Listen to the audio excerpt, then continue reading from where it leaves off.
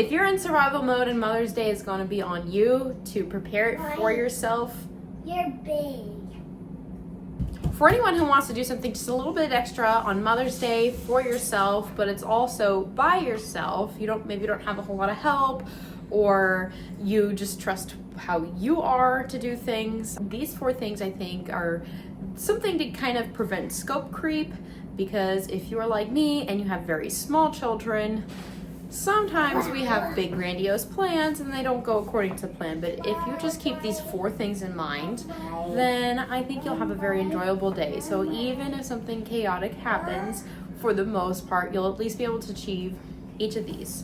And that is something to eat, something that you like, something to smell, just nice aroma, something to do that you would like to do, even if whether it's with your kids or by yourself, and something to feel well.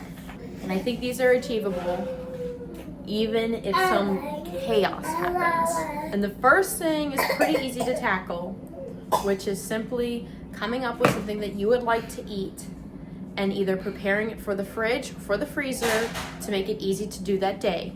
I'm going to be doubling up a few recipes for the next few days so that when Mother's Day rolls around, I don't have to cook a thing. It can go be reheated, either in the microwave, stovetop, or oven, and it will be very easy. I also have disposable dishware, so it's pretty easy. Just put it in the bin. Not everyone wants to do that. That's okay. That's what I'm doing. You can wash your dishes, or if you enjoy cooking, that's fine. But I'll be doubling up over the next few days: waffles, muffins, and chili, hamburger pie, and maybe anything else. Not 100% sure yet, but that way I have all bases covered. I've sort of already explained the something to eat portion of this video, but for the second thing that I'm aiming for is something to smell, and that would be either if you have a flower garden or anything that's fragranced and you'd like to pick yourself some, that works. I plan on just using my wax melts, room sprays, just anything to smell nice, a lotion, a perfume. You can use whatever you have, spritz it somewhere you can smell it, wear it yourself, just something. There's just something about having a nice aroma, and honestly, if you make a habit out of it, you're gonna have just levels of feelings associated with it. It'll become sentimental over time. But I just want something to smell nice, and being in a house where I'm the only girl, sometimes it smells crazy. And although, well, you know what, to be fair, sometimes my kids get into the perfume and they come running out saying, "Mommy, we smell beautiful." But that's the other end of the spectrum where it's just too much smelling good. But yes, something to smell, preferably smelling nice. And if you don't like any of those synthetic fragrances, you can make a potpourri on your stove or a simmer pot, and you can take like citrus, apple core seasonings, and just let it simmer there. And then also I've heard people will bake vanilla in the oven, give it that smell of cookies, even if you're not doing that. But just something to really, I don't know, brighten the mood, liven the mood, just with a nice, delicious fragrance. As for something to do, this might depend on the kind of things you like to do on Mother's Day. If you are more family oriented and want to just spend the day with your kids, doing things with your kids, or if you want to take some time for yourself, I do think if you are planning on doing things with your kids, this is a little bit easier. But if it's any level of crafts, letters, cooking together, then to pretty much just set it up the night before would be the method that I would go. But for me, I like doing hobbies, and what I am hoping to do on Mother's Day is just simply work on my quilt, and that just is going to be a matter of doing that when kids are in bed. But the other things that I like to do are as simple as taking a walk, and I'm probably going to be doing that on Mother's Day as well. Something to do, it's an activity.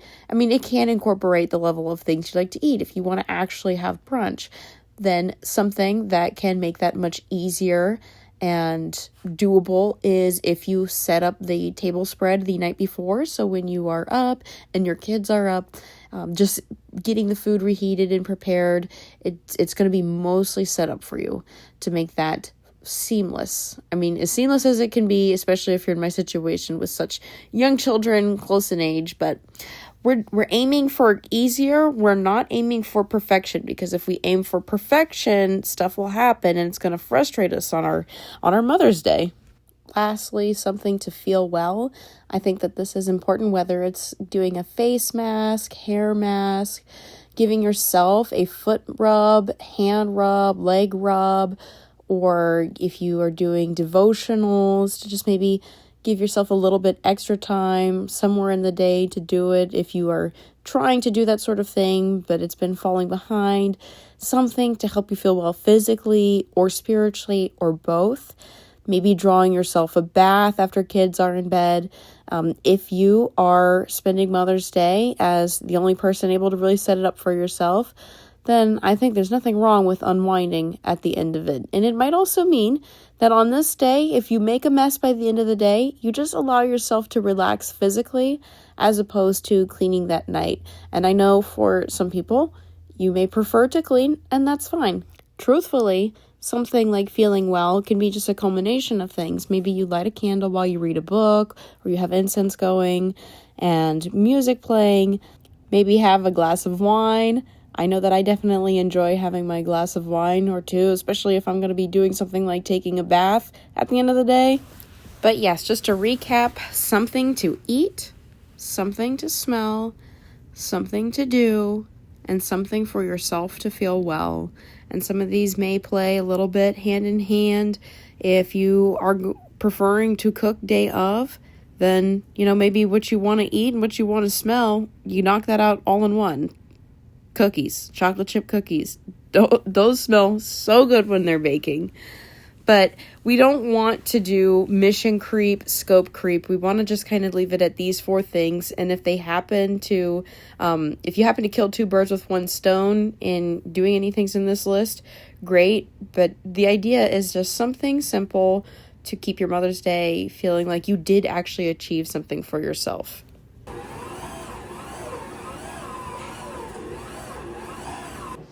Okay, so it is a big mess in here, and there's been quite a bit of a jump between earlier today when I first got some shots and now.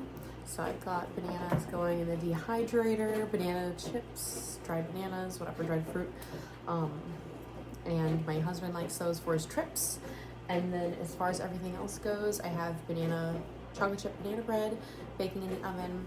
Got garlic knots that are cool enough to go into the fridge and the freezer. And I have done hamburger pie, and I have done chili. So I got quite a bit of stuff done. I do want to also get more waffles made, but I will just do a doubled recipe the next time I do waffles in the morning. And I find that just kind of doubling up here and there. Today I went a little bit extra besides just doubling up, but when I double up here and there, it kind of starts the process. So if I double up waffles one morning, that means that the morning is super easy. I can already then work on something else because it was totally easy, no real cleanup or whatever after doing the waffles. By just reheating them in the toaster oven or microwave, giving them to the kids, that I can work on cooking something else, baking something else, doing something else. Even if that's making yet another double recipe, it just kind of is exponential at some point. And yeah, so I'm gonna go ahead and clean this up.